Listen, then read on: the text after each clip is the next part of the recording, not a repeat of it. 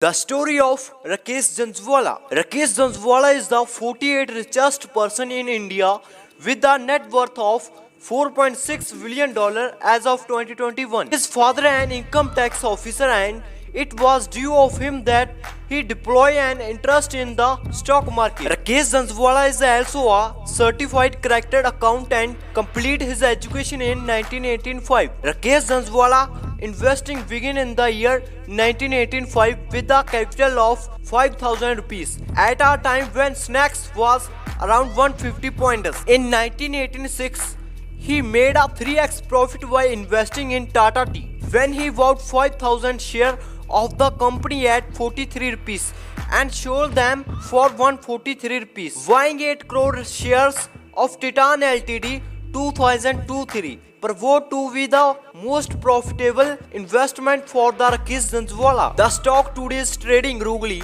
1,868 rupees as compared an average price of 5 rupees. When Rakesh Jhunjhunwala first bought the stock, he was once severe in the Harshad Mehta days and made a lot of the money by shorting stocks after the Harshad Mehta scam. Why did you learn from his investing journey?